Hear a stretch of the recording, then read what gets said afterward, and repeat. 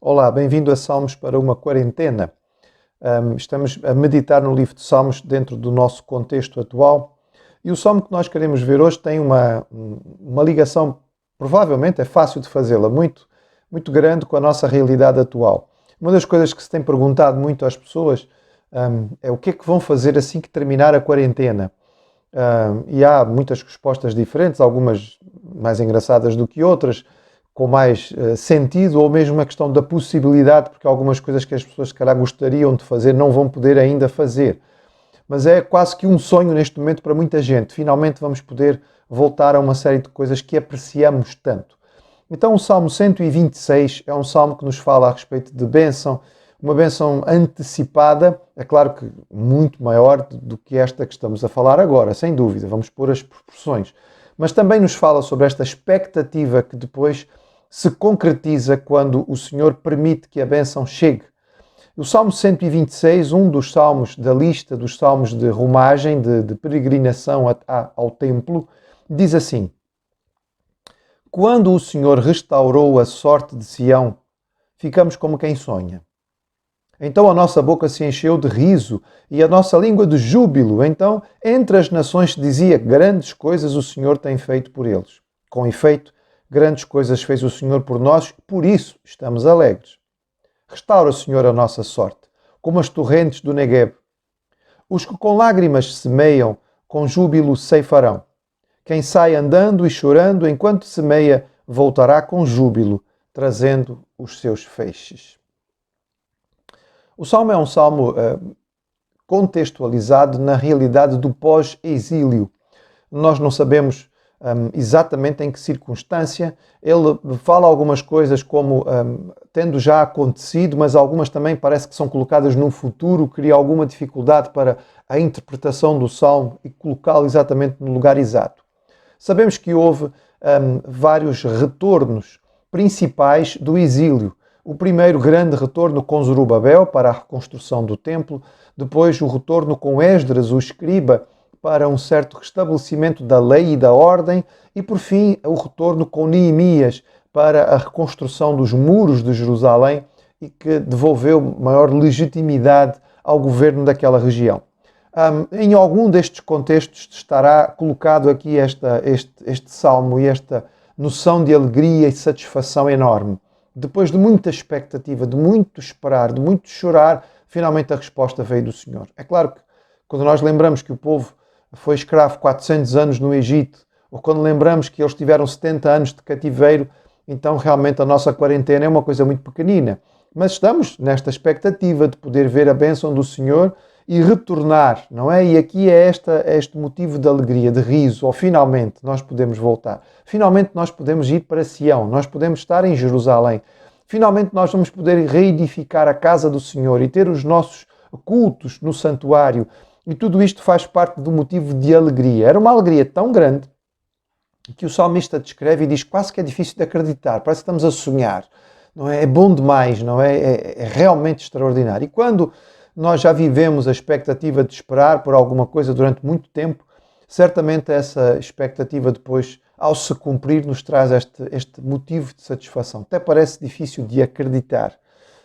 Quem já viveu a experiência de relacionamentos à distância, e foi o meu caso, eu e minha esposa tivemos um namoro muito longo, foram 8 anos à distância, cada um morando num continente, e realmente quando nós podíamos estar juntos, a satisfação era tão grande que parecia um sonho, depois de tanto estar à espera.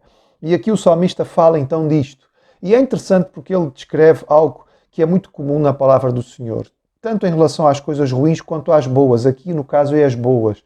Quando alguma coisa boa acontece ao povo de Deus, isto acaba por servir de testemunho da bênção e da grandeza do Senhor. Grandes coisas o Senhor tem feito por eles. E ele repete, realmente o Senhor tem feito, e por isso nós estamos alegres. Há aqui a noção de que quando o homem que pertence a Deus tem alguma falha na sua vida, isto infelizmente é atribuído ao Senhor. Quando o crente peca, quando a igreja falha, infelizmente o testemunho para aqueles que estão à volta é bastante negativo. E todos nós já verificamos isto. e verificamos o quanto isto afasta as pessoas e serve de pedra de tropeço. O contrário também é verdade, ou seja, as bênçãos na vida do crente, a prosperidade da vida do crente, a correção do seu comportamento, o seu sucesso de várias maneiras diferentes, pode e deve servir de bênção, não somente para ele, mas de testemunho para os que estão à sua volta. E esta deve ser uma das nossas maneiras de utilizar a adoração. A verdadeira adoração, biblicamente falando, sempre está relacionada de alguma maneira com o testemunho, porque não é só cantar, mas ao cantar falamos bem e falamos bem do nosso Deus e por isso nós o anunciamos àqueles que estão à nossa volta. No entretanto, é interessante verificar o versículo 4. Não era só voltar, era preciso um bocadinho mais. Então, além da alegria de poder regressar, ele diz: restaura, Senhor, a nossa sorte. Ao voltar, depois do exílio, eles encontraram a terra em muito mau estado. A cidade de Jerusalém estava destruída, as suas muralhas estavam no chão, as suas portas estavam queimadas. A sua sorte não era assim tão boa e a maneira como viviam os primeiros que regressaram do exílio era bastante complicada. Daí que havia necessidade do salmista não somente agradecer e louvar pela possibilidade de voltar do exílio, mas também mencionar de forma muito clara: Senhor, nós precisamos de restauração. Ele menciona aqui os wadis, não é? Aqueles rios ou correntezas sazonais que aconteciam na região deserta do Negueb.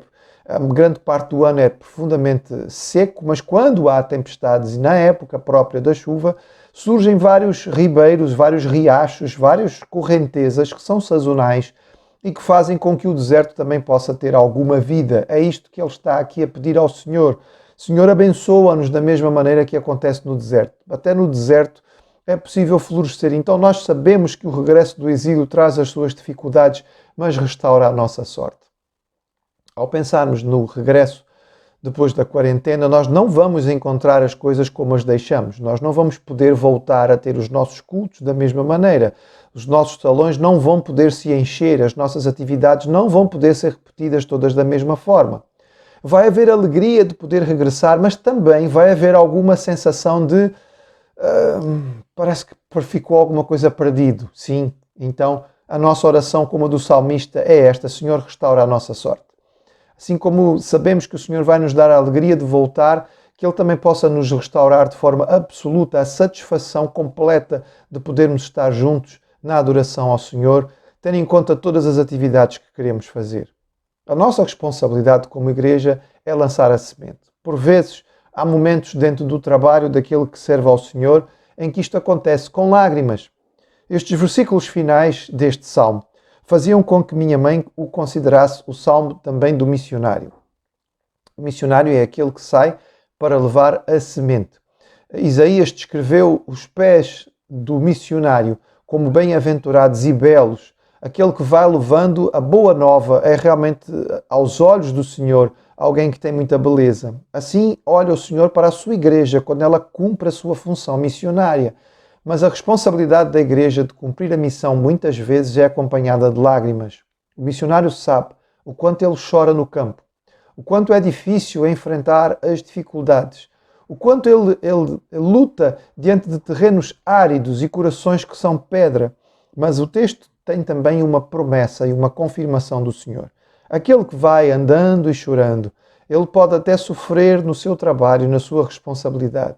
A sua obra, cumprindo o chamado do Senhor, pode ter dificuldade, mas ele vai voltar, trazendo os seus feixes.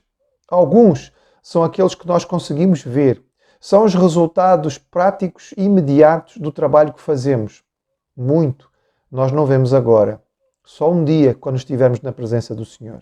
Mas a palavra nos garante a promessa de Deus de que o trabalho que fazemos não é em vão. Não é em vão o trabalho que fazemos para o Senhor, mesmo que por vezes nós fiquemos um pouco tristes, mesmo que por vezes nós não vejamos o que gostaríamos de ver. Mas devemos confiar no Senhor. Nossa responsabilidade é sair e levar a semente. Por vezes, até chorando, mas sabendo que voltaremos com alegria, trazendo também os nossos molhos. Que este salmo sirva de alento para nós. O Senhor vai certamente nos permitir ter esta alegria de quase a sonhar, voltarmos a termos os nossos cultos presenciais, mas continuemos a orar: Senhor, restaura a nossa sorte de forma plena. E mesmo A sementeira que temos feito com algum choro dá-nos a alegria de ver os resultados. E esta promessa do Senhor seja a promessa que alegre os nossos corações e nos prepare para este tempo em que estaremos a sair da quarentena para voltar às nossas atividades.